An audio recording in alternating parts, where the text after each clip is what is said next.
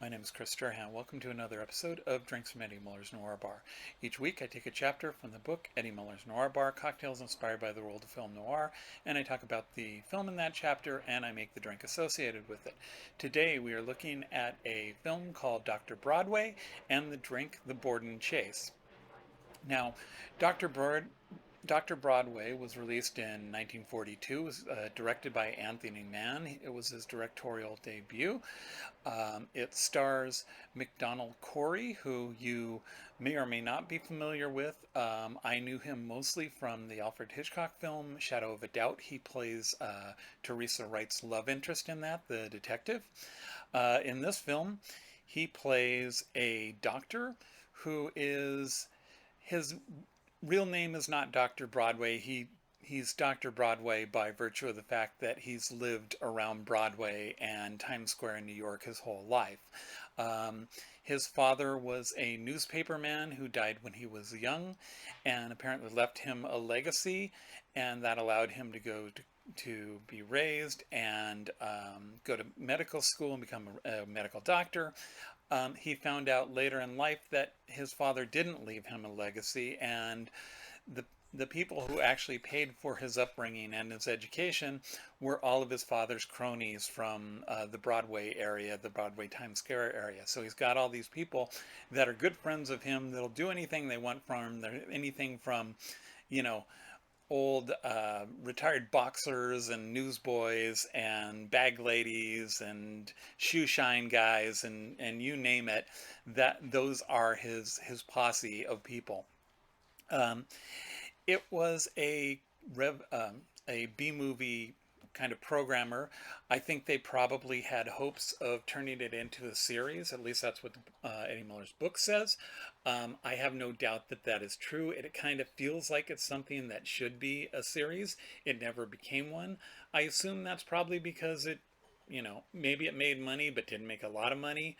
Or I'm sure there's a lot of reasons why things like that. They probably made a lot of films that they would hope to bring in to turn into a series, and the ones that became popular did, and the other ones that didn't. And this is one of the ones that didn't. That's not to take anything away from this film. It's a fun little film. I would say it's almost a more of a mystery than a film noir.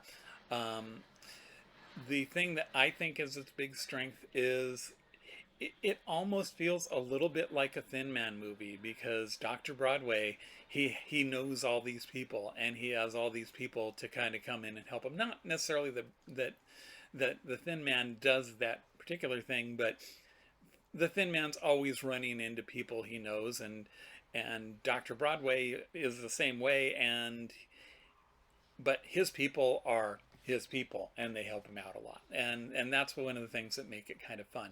I could really see this becoming a series. It just didn't happen, but that's no fault of the movie itself. It's a fun movie to watch.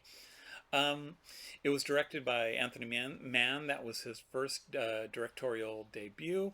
It was based on a novel by a writer named Borden Chase, who is whom the drink is named after.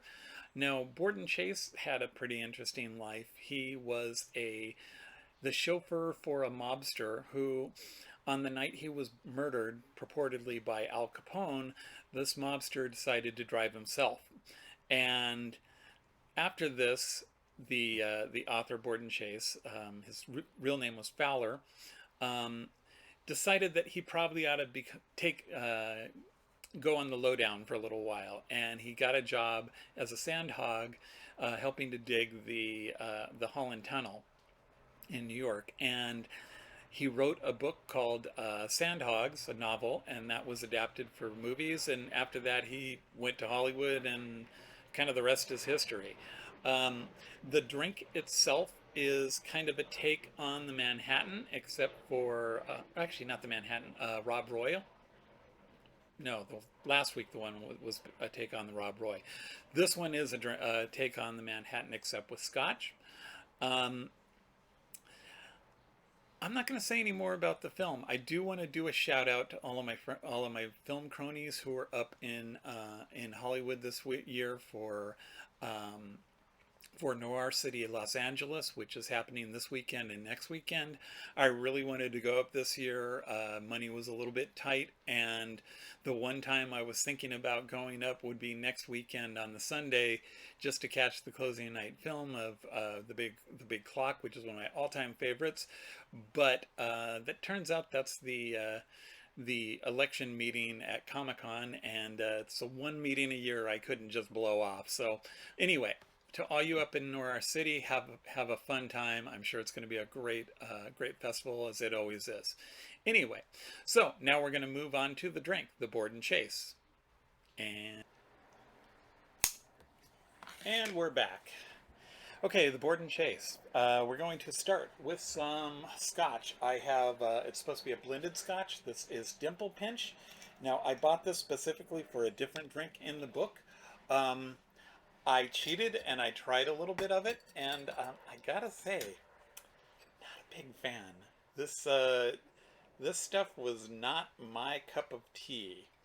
I'm hoping that the extras in this drink, oops, probably should have started with some ice. I'm hoping that the extras in this drink will take the edge off the scotch, because, as I say, I was not a big fan of it. I talked to a friend of mine who was a big scotch person. He thought this scotch was too sweet for his taste, which I thought meant it would be good for me. It's not what I was expecting, so. But we're going to give it a shot here, because that's the only scotch I have anyway, so. Okay, so we got 2.5 ounces of our scotch. It's Dimple Pinch. It's a blended scotch. It's, what did it say it was? It was 15 years aged. Okay, now we've got 3/4 of an ounce of sweet vermouth. This is Cochi Vermouth de Torino, and we need 3/4 of an ounce.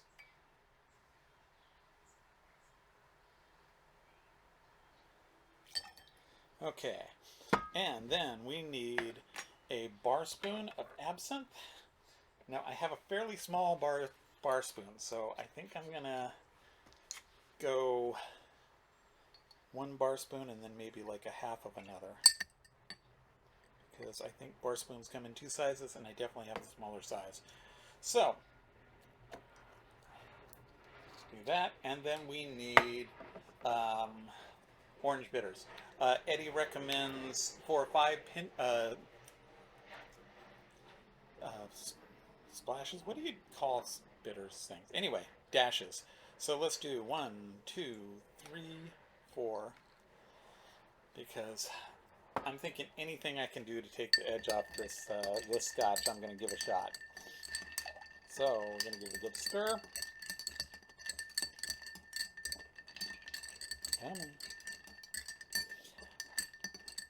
I seem to remember one of the bartending videos I watched was talking about stirring. What you're trying to do, and I don't quite have the knack of it yet, is you're just trying to move the ice around the stirring glass, not so much disturbing the ice, just kind of bring it in a circle. And you can see I do it good for about 4 or 5 seconds, and then not so good for the rest of the time. All right, we're going to call that good enough. All right, now we're going to strain it into our coupe glass. And this one has no garnish, so as soon as I get this in the glass, we'll be ready to try it. Wow, that just barely fits in my coupe glass. We'll have to be careful when I raise it. Okay, so here we go.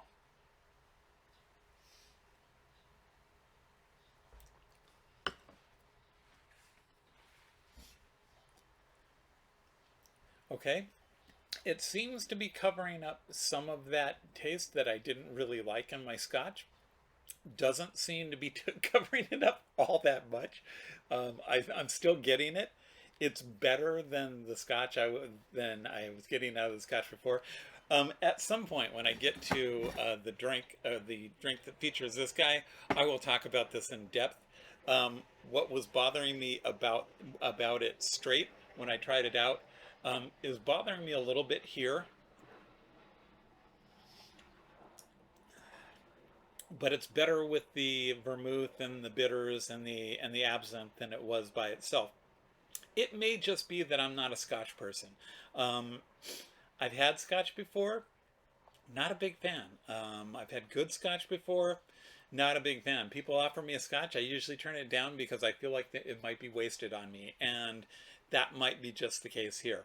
So anyway, next week what we're going to look at is we're going to look at a film that most people have seen, The Killers, and the drink is the Kitty Collins, which is a minty take on the Tom Collins, and mostly that's because we're in San Diego and it had been a rather mild summer, but now the hot weather is really starting to hit, and I wanted something tall and refreshing, and so a take on the Tom Collins was definitely something I would be looking for.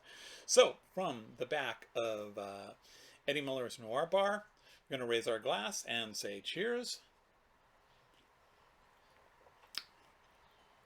and we will see you next time.